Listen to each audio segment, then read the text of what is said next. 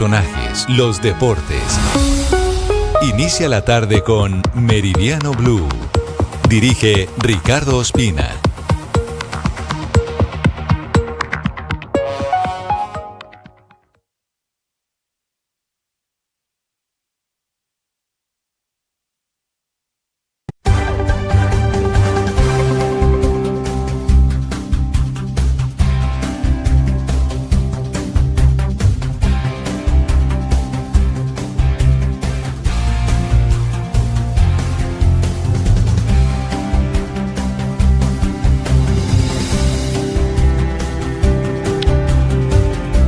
Hoy es día de fútbol, comenzamos Meridiano Blue hoy jueves 4 de septiembre con la música de Ryan Castro, con la panorámica para quienes a esta hora nos acompañan en la aplicación Ditu de Caracol Televisión y en el canal de YouTube de Blue del Estadio Metropolitano, que muy lentamente comienza a recibir a los más de 40.000 espectadores. Las 40.000 almas que esta tarde y esta noche van a ser fundamentales para impulsar a la selección colombiana de fútbol en el partido crucial. Llegó el día de Octavio, buenas tardes, para ir al Mundial del 2026, partido clave en contra de la selección de Bolivia. Hola Richie, con las buenas tardes y el saludo para todos. Día clave, como dices, día fundamental en función del sueño de la Copa del Mundo.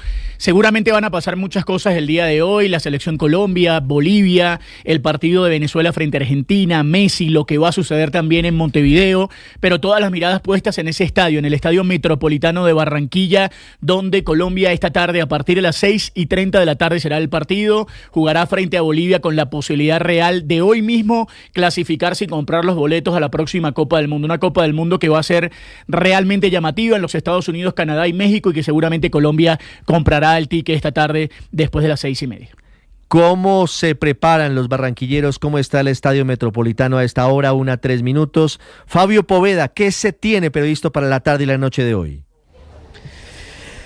Ricardo, ¿qué tal? Buenas tardes. Ya estamos aquí instalados en el Estadio Metropolitano Roberto Meléndez. Todavía está vacío porque el estadio se va a abrir apenas a las 2:30 de la tarde, es decir, 3 horas antes del compromiso. Mucho calor, pero hay mucha nubosidad. ¿Hay algún pronóstico de lluvia, Ricardo, para tardecito de pronto durante el partido?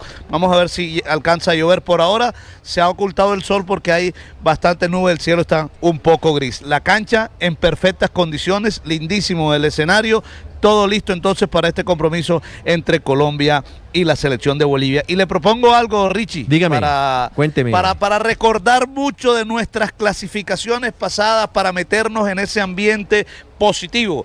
Ahora que vengamos más tarde, sí, vamos señor, a meterle también un disquito más tradicional, uno del grupo Raíces, Fiesta, vamos a meterle también música nueva, música de aquella época nueva para estas generaciones, usted que la vivió bastante. De aquellos diciembres. Lo que pasa es que aquí tenemos una discusión sobre si le apuntamos a los más jóvenes con Ryan Castro o le apuntamos a los clásicos como nosotros, que nos criamos con Francisco Zumaqué y Colombia Caribe, o el grupo Raíces. Mire, como estamos en complacencias, pues ahí está la canción del repechaje contra Israel en 1989 para Italia 90.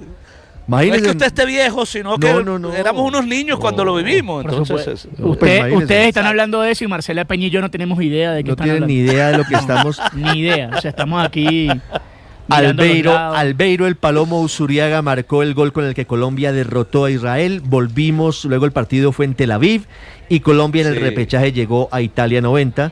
Sonaba en la buceta. Después de 28 años. Después de 28 años. Marcela y yo somos de Dairo Moreno para acá. Sonaba en la buceta cuando usted iba para el centro o en el Ejecutivo 140. Yo creo que ni siquiera había buses ejecutivos en Bogotá. Sonaba el grupo Raíces con esta fiesta que, por supuesto, nos lleva a Barranquilla de la selección Colombia.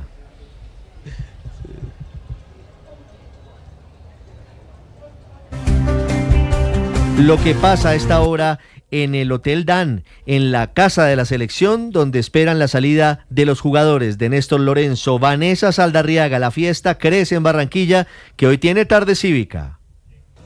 Lo recibo a ustedes desde las afueras del Hotel Dan Carta, donde se está hospedando la selección, y me he encontrado a la gente más alegre, a los hinchas más contentos, que tienen hasta acordeón. A ver cómo suena.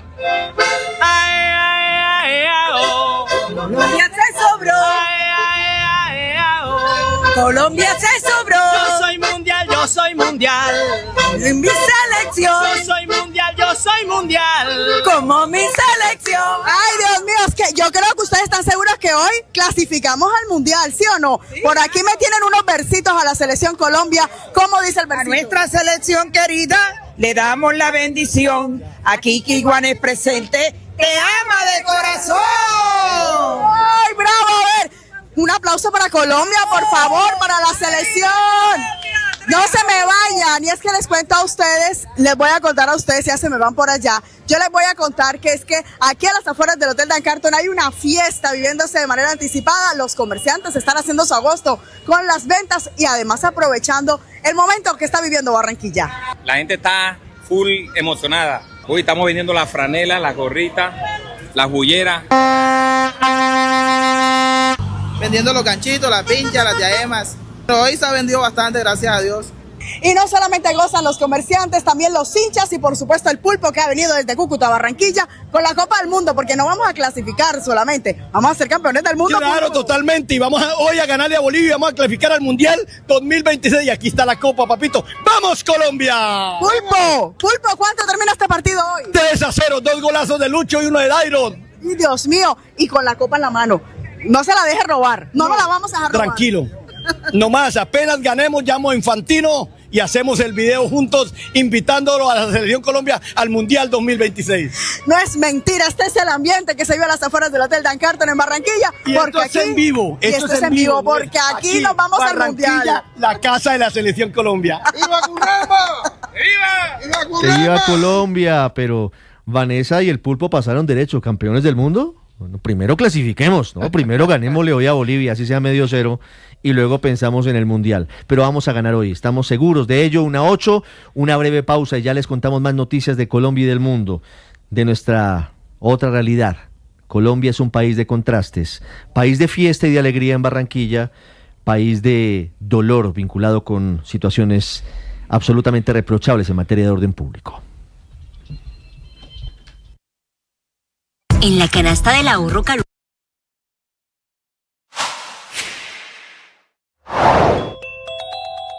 En Mañanas Blue, la senadora María José Pizarro destacó que la elección del magistrado de la Corte Suprema de Justicia se dio en un ambiente tranquilo. Ayer, aunque hayamos perdido, quienes acompañábamos a la jueza Balanta, inclusive si el gobierno perdió en su apuesta por la magistrada, si así fuese, si esa fuese la realidad, lo cierto es que hubo un trámite tranquilo y tuviste que se dieron las votaciones, la gente celebraron quienes debían celebrar, el resto salió tranquilamente y no hubo mayores,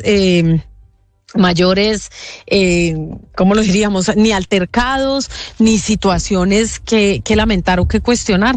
Hubo un trámite tranquilo en la votación y yo pienso que eso es importante, que es importante reconocerlo, porque lo terrible sería... Meridiano Blue. 109, el terrorismo que no cesa en Colombia, esta vez toca a las fuerzas militares de nuevo, un caso que es violatorio de todos los derechos fundamentales. Es el que ocurrió en Villagarzón, en el departamento del Putumayo. Ahí vemos las imágenes del traslado de 2 militares que fueron rociados con gasolina y fueron quemados vivos por unos criminales que dicen ser de la comunidad, dicen las autoridades, cooptados por los autodenominados comandos de frontera. Estos 2 soldados, uno de ellos en muy delicado estado de salud, a esta hora están siendo trasladados al Hospital Militar Central en Bogotá. Lisset Pulido. Efectivamente, sobre las 11:30 de la mañana despegó el avión medicalizado de la Fuerza Aérea Colombiana que llegó hasta Florencia para hacer el traslado de los 3 soldados que resultaron con quemaduras tras haber sido rociados con gasolina luego de cumplir con la destrucción de un laboratorio que era utilizado para el procesamiento de base de coca en Villagarzón, Putumayo. Según nos han dicho, ellos serán llevados al Hospital Militar en Bogotá. Estuvimos hablando con la gerente de la clínica Medilácer, Rosa Fanny Chávez, quien nos entregó detalles de cómo llegaron estos uniformados. Ayer recibimos por el servicio de urgencia 3 pacientes, edades entre los 25 y 22 años. Uno tiene quemaduras superficiales distales de las manos y los otros 2 tienen quemaduras de segundo y tercer grado con el 50 y el 35% de compromiso de la superficie corporal. Hay que decir que el subteniente Miguel Ángel Mejía, que fue el más afectado con estas quemaduras, al parecer no logró acondicionarse al ventilador del avión y fue devuelto a la unidad de cuidados intensivos de la clínica Mediláser. Nos han dicho que actualmente se encuentra estable, pero que esperan que pronto hagan también su traslado para que pueda recibir la atención que requiere. Lizeth, gracias. Y en Cali avanza un consejo de seguridad liderado por el ministro de Defensa, Pedro Sánchez. Se le hace seguimiento a las estrategias de seguridad tras el atentado hace varios días a la base aérea Marco Fidel Suárez. Estefanía Toledo. Marcela, muy buenas tardes. Yo la saludo desde la Escuela de Aviación Marco Fidel Suárez, donde a esta hora se hizo una pausa en el Consejo de Seguridad liderado por el ministro de Defensa, Pedro Sánchez, donde se están evaluando los resultados del Plan Sultana, el cual busca prevenir otros hechos terroristas en Cali y contrarrestar la violencia que ha venido afectando a esta región del país. En estos momentos, el ministro junto a la gobernadora del Valle y el alcalde de Cali finalizaron un nuevo recorrido por la zona afectada por el atentado del pasado 21 de agosto y después vuelven a la base a continuar con este Consejo de Seguridad. En este entretiempo, el ministro de Defensa confirmó que la ofensiva en el suroccidente del país se mantiene y es lo que ha permitido el sometimiento a la justicia y la neutralización de varios cabecillas de las disidencias al mando de alias Iván Mordisco. Esto es una muestra de que el Estado colombiano puede obligar la voluntad de lucha de estos grupos. Vamos por el que más afecta a la seguridad aquí en esta región, que es alias Marlon. Hasta 3.284 millones de pesos de recompensa. En este Consejo de Seguridad, los mandatarios del Valle del Cauca manifestaron su preocupación ante la alerta por la presunta compra de drones por parte de las disidencias de las FARC para seguir atacando la fuerza pública en la región y cómo entonces se va a fortalecer la tecnología para inhibir la señal de estos dispositivos. Marcela y Ricardo. Estefanía, gracias. Pendientes de las conclusiones de este Consejo de Seguridad. En Cali, 1:13 y mientras tanto en Medellín. A propósito, hoy se están cumpliendo 15 días tanto del atentado con carro bomba en la escuela Marco Fidel Suárez de Cali, como la matanza de 13 policías en Amalfi. El gobernador Andrés Julián Rendón está diciendo que el ELN, sí, es posible que tenga algún tipo de relación, pero que las disidencias del Frente 36 fueron las responsables directas de la masacre de 13 uniformados luego de haber hecho detonar un helicóptero Black Hawk en la zona de Amalfi. Esto luego de que el ELN emitiera un video como si se tratara de un informativo terrorista donde se atribuyen diferentes acciones violentas en el país. En Medellín, Héctor Santamaría.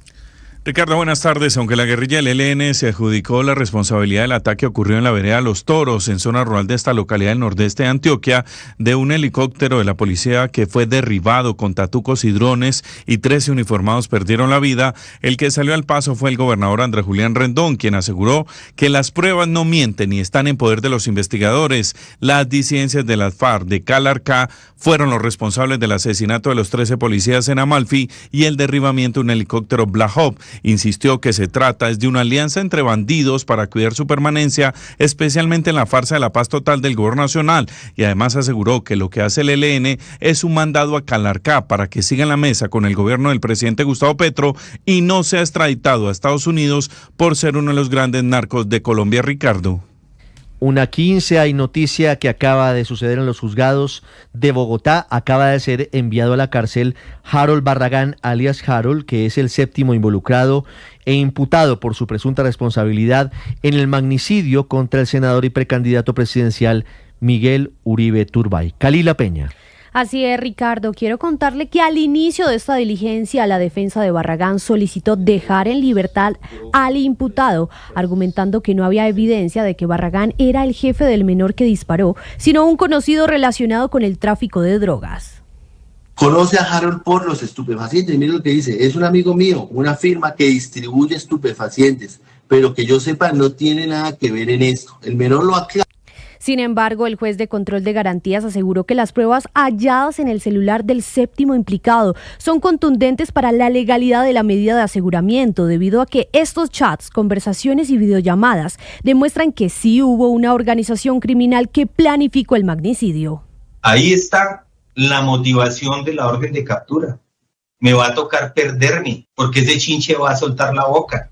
Barragán Ovalle es señalado de escoger al adolescente que disparó contra el congresista, facilitar el acondicionamiento del arma de fuego utilizada en la acción sicarial para garantizar mayor letalidad y ocultar a Elder José Arteaga, uno de los principales articuladores del crimen. Kalila, gracias. Escuchemos la tercera voz. El menor que iba a hacer el trabajo anoche no me volvió a responder, socio, el que le mostré en la videollamada anoche, manito. Entonces, ahora la Fiscalía tendrá que presentar en una nueva diligencia el escrito de acusación con el material probatorio en contra de Barragán. Kalila, gracias. Y en Bogotá, la noticia está en la calle 72 con carrera décima, donde un grupo de maestros bloquean las vías en protesta por el mal servicio de salud. Nicolás Rodríguez. Marcela, buenas tardes para usted. La 1:16 p.m. arranca a lloviznar otra vez en este punto de Bogotá. Hasta hace pocos segundos, como ustedes pueden ver, sobre la calle 72 con carrera décima acaban de abrir el paso a los vehículos, que se mantuvo cerrada aproximadamente 45 minutos. Nosotros estamos acá pendientes de la situación al frente de la fiduprevisora porque hay profesores del magisterio de Risaralda y del eje cafetero que llegan a este punto a exigirle primero a la fiduprevisora y al FOMAC que se haga la diligencia y se cumpla además los acuerdos con respecto a seguridad y seguridad social y por supuesto con la salud. Esto lo confirmó Carlos Torres, quien es directivo de la CUT de Risaralda y hace presencia en este sitio. No tenemos quien nos atienda, ni siquiera una urgencia, porque sí hay diferentes enredos, claro que sí. La fiduprevisora, que la manejan ciertas personas y personas que no quieren que esto funcione, que esto no se atienda bien a los docentes, obviamente pues para hacer un contrapeso al gobierno actual, pero eso está afectando a los niños. Además es que hay profesores con incapacidades, hay estudiantes que tampoco han tenido clase porque algunos profesores han faltado. En este punto, en el segundo piso de la fiduprevisora, están reunidos agentes personal de FECODE, personal de la fiduprevisora y por supuesto del magisterio para entregar también una solución. Y dicen ellos, los profesores del eje cafetero y Risaralda, que no se van a levantar hasta que se les dé una respuesta clara. Eso sí, Ricardo, Marcela, no tampoco descartan algunas movilizaciones y paro nacional. Muy bien, Nicolás, 1:18 p.m. Hay un nuevo capítulo de la novela en torno al nombramiento de Juliana Guerrero, muy cercana al presidente Gustavo Petro, muy cercana al ministro del Interior Armando Benedetti, como viceministra de la Juventud. Ese nombramiento no se ha cristalizado por un tema de requisitos, dificultades que ha tenido Juliana Guerrero para poder cumplir con los pasos básicos para poder asumir esa posición. Lo último, y esta es la novedad, es que la Fundación de Educación Superior San José está admitiendo este mediodía que le entregó el grado a Juliana Guerrero como contadora pública sin que ella hubiera presentado la prueba Saber Pro, que es un requisito previo para entregarle el diploma. Eso sí, dice la Fundación San José que ella estudió durante 18 meses en la institución. Jessica Gutiérrez. La Fundación Universitaria Superior San José confirmó que Juliana Guerrero, recientemente designada como viceministra de Juventud, culminó sus estudios en esta institución. Sin embargo, durante la revisión interna efectuada en una reunión de junta directiva y en la asamblea de asociados de esta tarde, se advirtió una situación que requiere precisión frente al cumplimiento de los requisitos académicos, pues de acuerdo con los registros, la estudiante se le convalidaron los estudios previos completando 4 cuatrimestres en la institución. Su suscripción se formalizó en diciembre del 2023, inició clases en enero del 2024 y cursó hasta el 30 de junio de este año. Y es que además se confirmó que Juliana Guerrero no ha presentado las pruebas Saber Pro, requisito obligatorio para optar al grado. El ICFES había programado dichas pruebas para septiembre, pero fueron aplazadas para el mes de noviembre. Aún así, el grado le fue otorgado en un plazo menor a 15 días después de la finalización de sus estudios.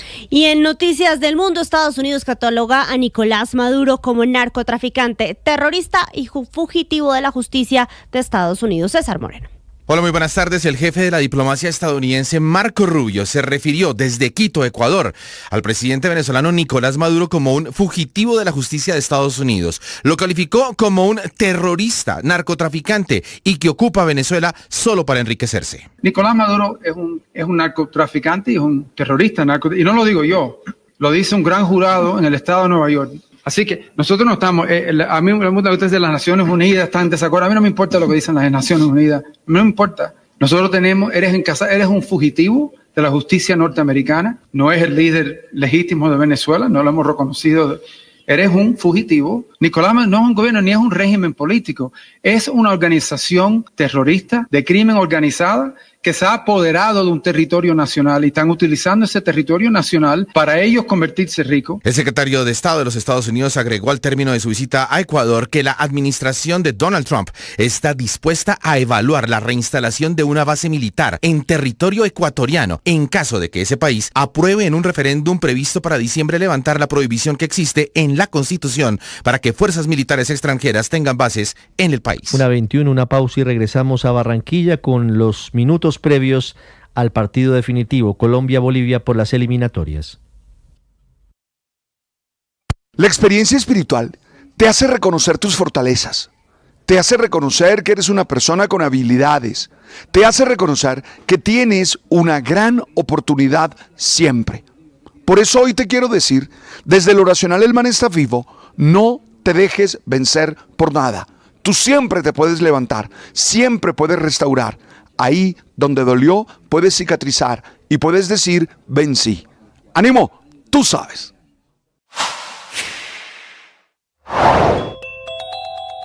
El general Yorcotúa, comandante.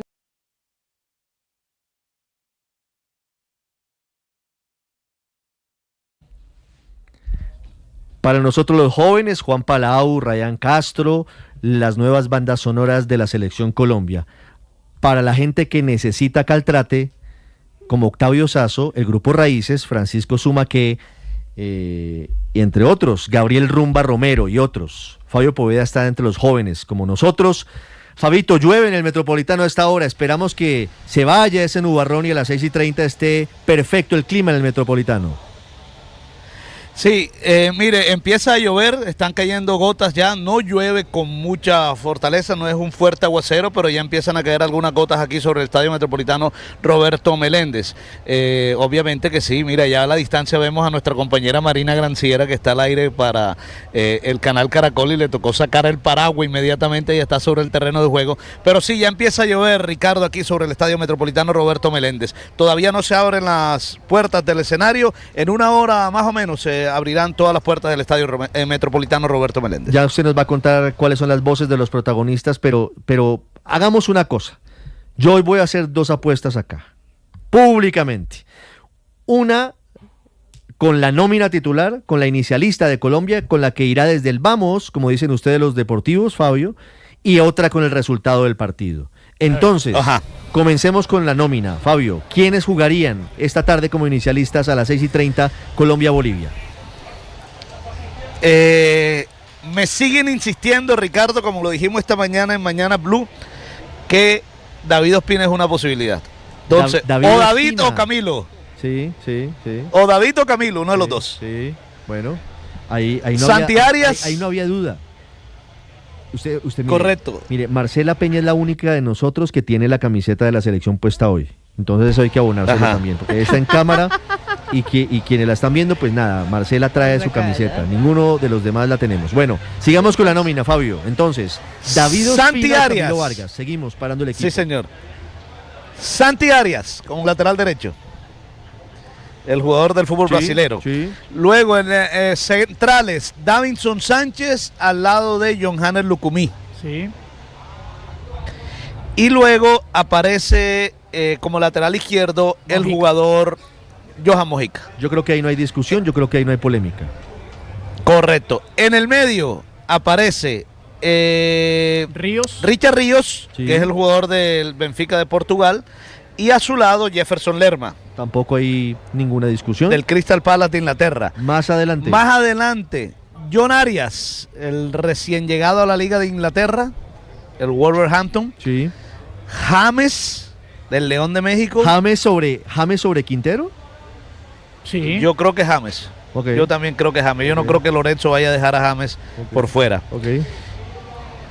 Por supuesto que nuestra gran vedette, Luchito Díaz. Sí, fijazo. El jugador, como dicen en Alemania, el jugador del Bayern München. y en punta John Córdoba. Ahí está la discusión también. Definitivamente Dairo va al banco. Sí, eso lo dijo el mismo Néstor Lorenzo y yo no creo que lo vaya a poner. Yo creo que va a ser una opción y va a jugar. ¿Y no sería mejor Suárez? Bueno, también es una opción. De pronto muchos creen que Suárez porque tiene más movilidad que John Córdoba. John Córdoba podría ser también una labor de desgaste ante esa defensa por su fortaleza física. Entonces ahí están las dos opciones. Pero yo creería que va a ser John Córdoba. Voy a prometerme que voy a hacerle fuerza a David Ospina a pesar de lo que pasó hace 4 años contra Perú. Y voy a prometerme que le haré fuerza a John Córdoba a pesar de los goles que se ha tragado con la selección Colombia. Voy a hacer fuerza por toda la selección sin rencores y sin mirar para atrás. Fabito, hablemos de las voces de los protagonistas. Claro que sí, vamos a hablar de las voces porque ayer, Ricardo, durante todo el banderazo que se hizo, deme un segundito que se me perdieron por aquí. El banderazo que se hizo estuvo fabuloso y varios de los protagonistas hablaron ahí durante el banderazo, Octavio.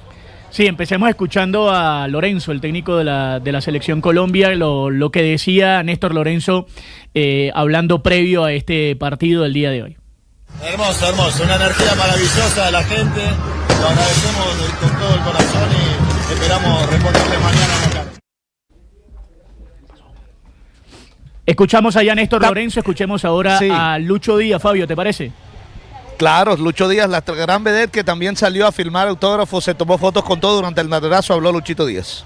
Siempre, papi, siempre, una locura. Bonito, siempre bonito ver a la gente, muy feliz. Ojalá mañana podamos darle una alegría muy buena para ellos, que también lo merecen, hermano. Siempre es fundamental, entonces estamos muy contentos, muy tranquilos, sé que vamos a hacer un gran papel, entonces merecido. Y por supuesto John Arias, el recién llegado a la Liga de Inglaterra, el jugador del Wolverhampton de Inglaterra. Una locura. Es lo que necesitamos. Increíble, realmente es lo que necesitamos y ojalá que mañana esté así en el metro. 1:28 minutos y ahora la polla, Fabio. ¿Cómo queda el partido? Yo soy optimista, yo creo en esta selección Colombia. Esta selección Colombia va a pasar por encima de Bolivia 4-0. 4-0, bueno. Tiene mucha fe, Fabito.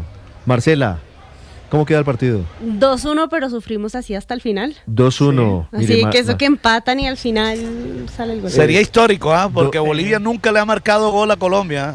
Sí, pero siempre en Colombia. Siempre hay una primera vez, Fabito. Esperamos que no sea hoy. Sí. Don Octavio. 3-0 Colombia. 3-0 gana Colombia. Si me preguntan mi marcador, 1-0. Ya yo veo. 1-0. Lo marca un señor llamado Dairo Mauricio Moreno Galindo, minuto 90+5. Como nos gusta y como nos toca, sufriendo. Yo no la veo tan fácil, no soy tan optimista como Fabio, me gustaría ser optimista, pero estamos acostumbrados a sufrir. Fabito, ¿a qué horas comenzamos el servicio? Bueno, a las 2 empieza el blog deportivo, de 2 a 4, pero sí, ¿a qué horas comienza el servicio de Blue? De 2 a 4 blog deportivo, después habrá un Voz Populi recortado y a las 5:30 de la tarde abriremos transmisión de este partido Colombia ante Bolivia. A esa hora ya estaremos entregando la nómina titular del seleccionado colombiano.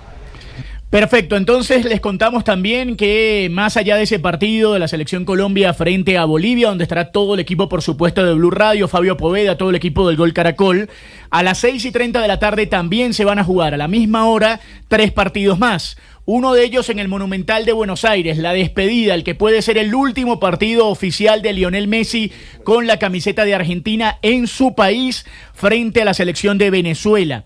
También a las 6:30 en Asunción del Paraguay, el equipo de Gustavo Alfaro, Paraguay frente a la selección ecuatoriana. Mientras tanto, también a esa hora en Montevideo, en el Estadio Centenario, Uruguay frente a la selección del Perú. 7:30 de la noche, Brasil frente a Chile, el partido que ya no tiene nada que ver con respecto respecto a la tabla de clasificación. ¿Por qué? Porque en este momento Argentina tiene 35, Ecuador 25, al igual que Brasil, y Argentina y Ecuador clasificados. Uruguay, Paraguay y Colombia son los 6 primeros con 22 puntos.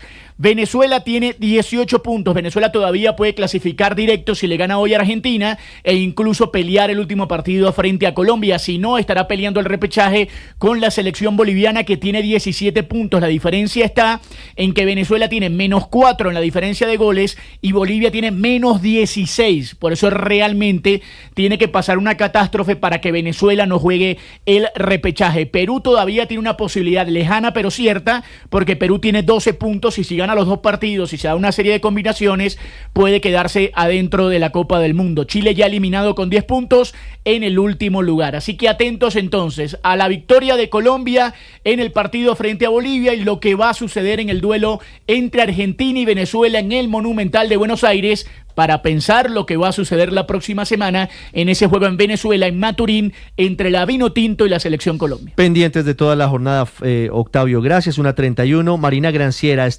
ha estado con los hinchas bolivianos que han llegado también a Barranquilla. Marina, ¿cómo está el ambiente de la selección del Altiplano? Hola Ricardo y a todos que nos acompañan a esta hora en Meridiano Blue, una historia fantástica que hemos conocido aquí en la ciudad de Barranquilla previo al partido de esta tarde-noche aquí en el Metropolitano. Ustedes se imaginan 4 países, pasar por fronteras, pasar por trochas, pasar por obviamente algunos problemas que en el camino. Unos hinchas apasionados del fútbol boliviano decidieron venir en carro, 5 días de carro para poder ver a este compromiso del día de hoy. Se recuerdan, los bolivianos se aferran a la posibilidad del repechaje y obviamente no son muchos los hinchas, pero son muy apasionados. Siempre nos vamos por tierra, por eso se llama la travesía. Cruzamos Perú, Ecuador y Colombia y estamos acá presentes. Hemos estado en Venezuela, hemos estado en Paraguay, en Brasil, en Argentina, en todos lados. La selección nunca va a jugar sola. Que te mueve, cueste lo que cueste. Que te mueve, tenemos que ganar. ¡Vamos, Bolivia! Tenemos presencia en todas las plataformas digitales. Y a raíz de que vimos que Bolivia no tenía ese apoyo, que el boliviano de repente se siente menos, se siente chico, nosotros decidimos encarar un proyecto en esta eliminatoria que es acompañar a nuestra selección y hacer turismo deportivo. Vamos a ir como repechados de forma directa, pero ya vamos a estar en los Estados Unidos. Ya hablando en materia deportiva, la selección de Bolivia hizo el reconocimiento del Estadio Metropolitano. Iba a ser una práctica rápida de tan solo 50 minutos para no tener el desgaste físico previo al partido de hoy, pero decidieron hacer una práctica de casi 2 horas en el Metropolitano. Después de eso, algunos jugadores estuvieron hablando con los medios de comunicación. Tienen mucho respeto por Colombia, pero aseguran que también hoy van a ir con todo. Así que pendientes de las transmisiones de Blue Radio, hoy Colombia contra la selección de Bolivia, ojalá sea el partido de la clasificación. Ricardo. Ojalá, Marina, sea el partido de la clasificación. Fuera del estadio para eso ya están los hinchas de la selección listos para la apertura de puertas a las 2:30 de la tarde. Con ellos está José Palma. A mis espaldas se encuentra una de las entradas del Estadio Metropolitano en Barranquilla, donde esta tarde-noche la Selección Colombia se enfrentará a Bolivia para buscar su cupo al Mundial del 2026. Precisamente ya son 1.400 las unidades de policías dispuestas para velar por la seguridad de este recinto, al mismo tiempo que desde las 2:30 de la tarde se abrirán las puertas para que todos los aficionados puedan ingresar. Muchos de ellos ya están a las afueras del estadio esperando quizás hacer sus filas, y estas fueron sus sensaciones. Llegamos el día de ayer a la ciudad de Santa Marta, llegamos alrededor de las 8 de la noche. Hoy madrugamos para la ciudad de Barranquilla y estamos aquí a la espera, vibrando pues con todo el ambiente, tomándonos unas fritas. No, así como usted me ve, estoy sudando como... Está haciendo más calor que en Cúcuta, estoy sudando como nunca, pero pues nada, con la fe intacta y vamos para adelante, papá. Hay que decir que se esperan al menos 37.000 aficionados y que las tribunas bajas de norte y sur estarán sancionadas. 1:35 en Medellín. Hay anhelo y positivismo para que la Selección Colombia clasifique al Mundial. Con los paisas, con el comercio, Danilo Arias. A pesar de un día frío en la ciudad de Medellín desde muy temprano, comerciantes y también ciudadanos de acá, del centro de la ciudad, se preparan para lo que será el partido sobre las 6:30 de la tarde en la ciudad de Barranquilla entre Colombia y Bolivia. Conversamos con algunos de ellos, esperan unas excelentes ventas y también que le vaya muy bien al combinado tricolor. Pues la verdad la expectativa es grande y ojalá que clasifiquemos hoy y esperando que Colombia gane. Yo estoy seguro que va ganando con un 2-0. Hay mucho positivismo por Dairon Moreno porque es un goleador pues histórico pues aquí en Colombia. Esperamos que el día de hoy, que está todo lluvioso, el clima mejore y nuestros turistas puedan venir y gozarse en el tan anhelado partido de Colombia. El sector del Obelisco en el estadio, así como Laureles y Provenza en el sur de la ciudad, son algunos de los puntos predilectos por parte de los ciudadanos para reunirse y vivir esta cita de las eliminatorias que podría clasificar a Colombia de cara al Mundial de Estados Unidos 2026.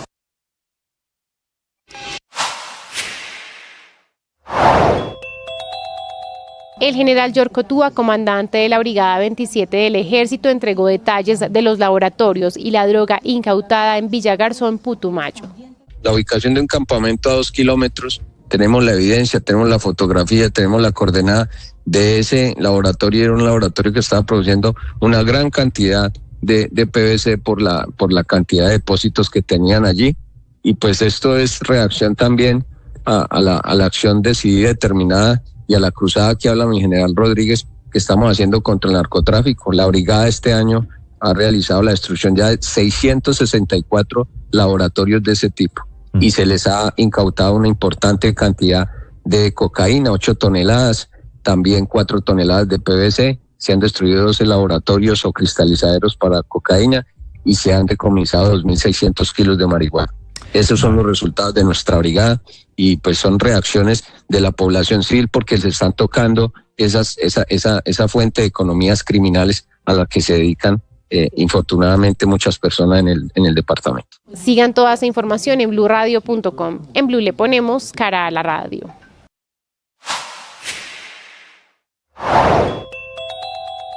Luego de la holgada elección de Carlos Camargo como nuevo magistrado de la Corte Constitucional en el Senado, vale la pena tratar de entender quiénes son los ganadores, quiénes son los perdedores y cuál es el futuro político de los últimos 11 meses del gobierno actual. El gran perdedor luego del pulso político de este miércoles, sin duda, fue el presidente Gustavo Petro junto a su gobierno, que como nunca en la historia del país decidieron promover públicamente la candidatura de María Patricia Balanta, llegando incluso a presionar por redes sociales a los senadores, amenazando con romper la coalición de gobierno y de quitarle los puestos si decidían votar por Camargo. Sin duda, uno de los perdedores de la jornada en materia política es el ministro del Interior, Armando Benedetti, quien no logró garantizar los 54 votos de senadores que necesitaba la doctora María Patricia Balanta para elegirse como nueva magistrada de la Corte Constitucional.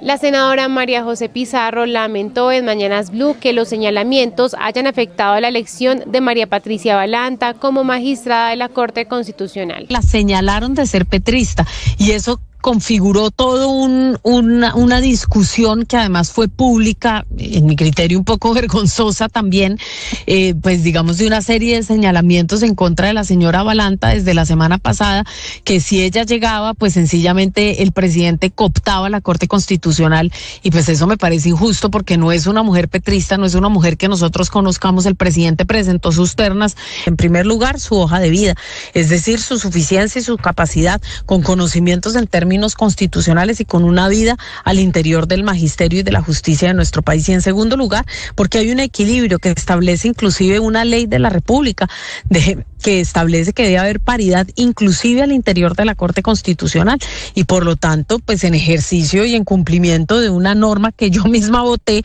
pues por supuesto me parece que lo más coherente era acompañar a una mujer que en este caso concreto tenía inclusive mejores cualidades que los hombres que se han presentado en la terna. Sigan toda esa información en bluradio.com. En Blue le ponemos cara a la radio.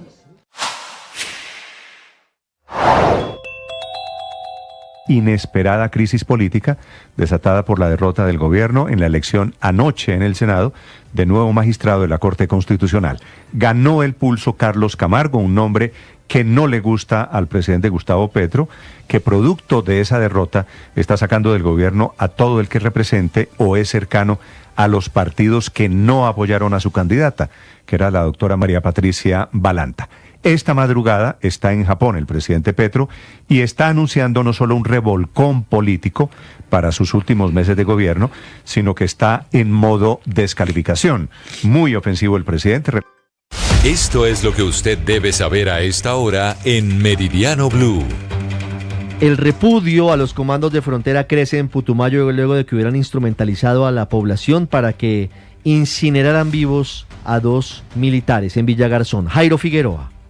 Así es, pues crece la indignación en el departamento del Putumayo por el ataque indiscriminado a estos 2 miembros del Ejército Nacional. Alexander Africano es consejero departamental de paz y se refirió a esta situación. Quemar a un ser humano es un acto de barbarie que rompe cualquier límite de la dignidad y debe ser rechazado sin matices. Más allá de la condena al hecho violento, la situación interpela al Estado y a las sociedades. Es urgente construir soluciones de fondo que permitan a las comunidades salir de la dependencia de los cultivos ilícitos. Los hechos se registraron en la vereda Siloé, en el municipio de Villagarzón, cuando una unidad del batallón Domingo Rico Díaz se aprestaba a destruir un laboratorio para el procesamiento de cocaína. En los hechos, 2 hombres que son buscados por las autoridades fueron los protagonistas de lanzar gasolina y prenderle fuego a los 2 uniformados. El mayor general Eric Rodríguez Aparicio, el segundo comandante del ejército en Colombia, dijo que están buscando a los responsables. Estas 2 personas incurrieron en delitos, entre muchos otros: tentativa de homicidio, lesiones personales, violencia contra servidor público y concierto para delinquir. El Ministerio de Defensa sostiene la recompensa de 200 millones de pesos por información que conduzca a dar con el paradero de los responsables. Jairo, y seguimos hablando de estos hechos lamentables en Villagarzón, Putumayo, y les contamos que la Coordinadora Nacional Ejército Bolivariano le está pidiendo a una comisión de derechos humanos, o más bien la creación de una comisión de derechos humanos para que viaje hasta la zona y así se puedan esclarecer los hechos en los que, como ya les dijimos, 2 soldados del Ejército Nacional estuvieron a punto de morir quemados vivos por la comunidad. Winston Viracacha. Integrantes de la mesa de diálogos de la delegación de la Coordinadora Nacional Ejército Bolivariano que están reunidos aquí en la ciudad de Pasto negaron y rechazaron enérgicamente los hechos ocurridos en la vereda La Florida, resguardo de la comunidad agua de Siloé, en la zona rural de Villagarzón, donde 2 militares, un oficial y un soldado profesional, fueron supuestamente rociados con gasolina por civiles y posteriormente intentar quemarlos vivos. Andrés Guerrero, quien es el vocero de la delegación de la guerrilla, habló con Blue Radio y aseguró: es que la Coordinadora Nacional no tiene nada que ver en estos hechos. Son hechos que se presentan de situaciones que operativos que viene haciendo la fuerza pública en contra del tema de cultivos de uso ilícito, y allí pues la comunidad se levanta para defender sus cultivos y sus cosas con relación a ello. El jefe guerrillero también señaló que se creará una subcomisión de derechos humanos para que, conjunto con los países garantes, viajen hasta el sitio y recojan las pruebas que permita esclarecer este hecho que pone entredicho el ciclo quinto que se está por realizar en el municipio de La Hormiga, en el Bajo Putumayo. 1:43, hablamos del trasfondo de la entrega a las autoridades de alias Kevin y alias Giovanni. Lo que hay detrás es la pérdida de un gigantesco cargamento de cocaína que les está reclamando Iván Mordisco. Para evitar ser asesinados, se entregaron a las autoridades. Felipe García. La entrega de los 2 principales cabecillas de la estructura criminal Carlos Patiño, que delinque en el departamento del Cauca, respondió a una orden directa de alias Iván Mordisco, máximo jefe de las disidencias de las FARC. Según información de inteligencia militar, el líder criminal ordenó asesinar a alias Kevin y a alias Giovanni, responsabilizándolos por la pérdida de un cargamento de varios kilos de cocaína. El primero en presentarse ante las autoridades fue Anderson Andrei Vargas alias Kevin, señalado como principal jefe del Frente presidente Carlos Patiño y considerado el objetivo de alto valor para la fuerza pública más importante en el departamento del Cauca, después de alias Iván Mordisco. Con más de 16 años de trayectoria en organizaciones armadas, sobre él pesaba una recompensa de hasta 1.641 millones de pesos. La entrega de este peligroso cabecilla se registró en el corregimiento de El Estrecho, municipio del Bordo, en el departamento del Cauca, y estuvo acompañada de la incautación de un fusil. Tras la caída de alias Kevin, el mando de la estructura recayó en alias Giovanni, quien también optó por entregarse a las autoridades después de haber estado a punto de ser asesinado tras la orden de Iván Mordisco. La amenaza directa de ser ejecutado por orden del máximo cabecilla de las disidencias habría sido ese detonante para su decisión, lo que confirma las divisiones internas y la desconfianza creciente dentro de las disidencias de las FARC. Seguimos a esta hora de la tarde, estamos en Meridiano Blue. Oiga,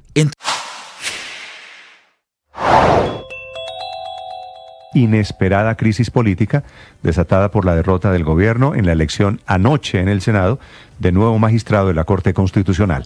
Ganó el pulso Carlos Camargo, un nombre que no le gusta al presidente Gustavo Petro, que producto de esa derrota está sacando del gobierno a todo el que represente o es cercano a los partidos que no apoyaron a su candidata, que era la doctora María Patricia Balanta.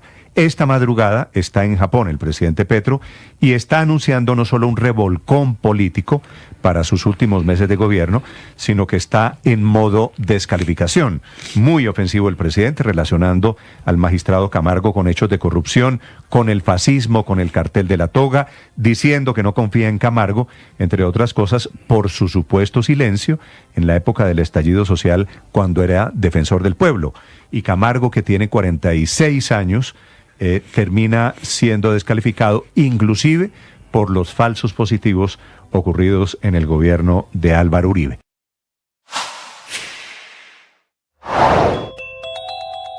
¿Quién estaría detrás del secuestro del joven de 17 años en Miranda, Cauca? Sobre esto habló su padre, Samuel Londoño, en Mañanas Blue. No se ha pronunciado, no sabemos nada del paradero de Samuel. Desde el día martes a las 6:30 que pasó este suceso que debería no ocurrir, porque nuestros niños, nuestros adolescentes tienen que tener toda la libertad de poder jugar de sus espacios y no poder estar pasando ni viviendo esto. Sí, doctor Londoño, ¿quién lo había amenazado o usted mira hacia el panorama de tantos grupos delincuenciales que hay allí en el departamento del Cauca y qué puede haber sucedido? ¿Quién está o quién puede estar detrás? No hemos recibido ninguna amenaza. Mi vida ha sido totalmente pública y tranquila. Yo fui alcalde del municipio, nunca he cambiado de residencia. Ya. Andrés Carmona. 1:47, hablamos del día después de la derrota estruendosa del gobierno del presidente Gustavo Petro en el Senado. En la elección del nuevo magistrado de la Corte Constitucional, ganó Carlos Camargo sobre la candidata del presidente, que era María Patricia Balanta. Y la pregunta ahora, don Andrés Carmona, es ¿qué va a pasar con la coalición de gobierno? ¿Tiene en sus manos el presidente Petro y el ministro Armando Benedetti la renuncia de los ministros de Trabajo, de TIC y de Comercio como consecuencia inicial de esta crisis política? ¿Qué viene para la coalición de gobierno, Andrés? Ricardo, hay que tener en cuenta que esas solicitudes de renuncia al ministro de Trabajo, Antonio Sanguino, a la ministra de Comercio, Diana Morales, y al ministro de las TIC, Julián Molina, representan 3 partidos que hasta el momento, no institucionalmente, pero sí a través de una serie de senadores, conformaban la coalición de gobierno. Hablamos del Partido Verde, del Partido de la U y del Partido Liberal. Ahora, con esta ruptura, ¿qué viene? Viene un fortalecimiento de la oposición que podría afectar otros proyectos de ley como la reforma tributaria. Escuchemos lo que dice el senador por el Partido Liberal, Mauricio Gómez Amín. Este es el primer golpe de muchos golpes que recibirá el gobierno de Petro en los próximos meses. El próximo, el hundimiento de la tributaria.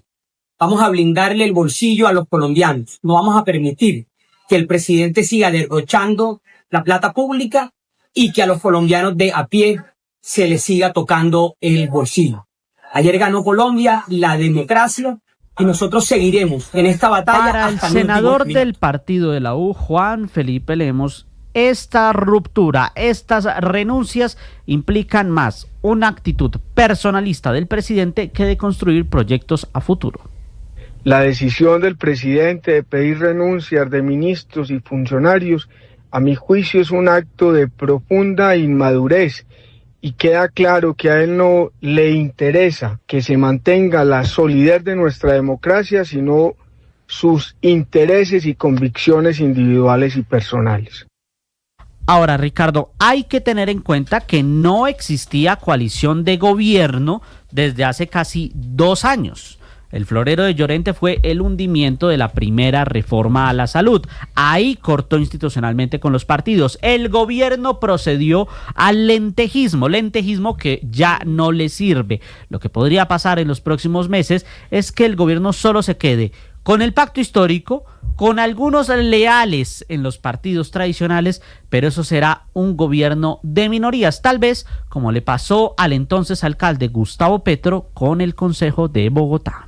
Complejo el panorama político, don Andrés, y nos vamos para la Casa de Nariño, donde el ministro del Interior, Armando Benedetti, se reúne con la directora del DAPRE, Angie Rodríguez, para aceptar la renuncia o las renuncias de los 3 ministros damnificados luego de esa elección de magistrado de la Corte Constitucional. Mientras tanto, el presidente Gustavo Petro adelanta la agenda de su visita oficial a Japón. Caterina Ávila.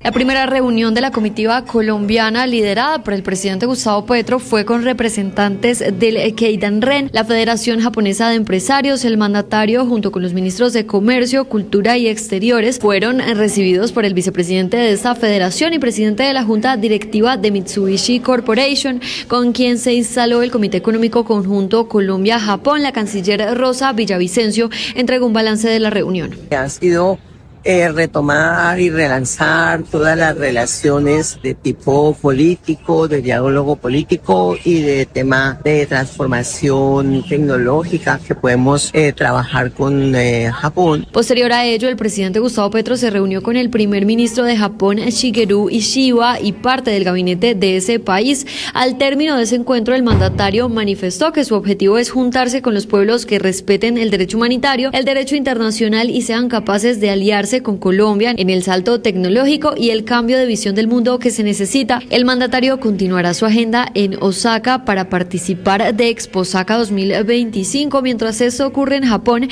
en la Casa de Nariño, el ministro del Interior, Armando Benedetti, actuando como ministro delegatario con funciones presidenciales, y la directora del DAPRE, Angie Rodríguez, están reunidos con el equipo jurídico para aceptar las renuncias de los ministros de Comercio, TIC y Trabajo. Los 3 siguen adelantando su agenda con normalidad, pero fuentes de la Casa de Nariño aseguran que la decisión de apartarlos del gabinete tras la derrota en la elección del magistrado de la Corte Constitucional se mantiene. En Blue, hablan los candidatos a la presidencia de la República en 2026. Hablando de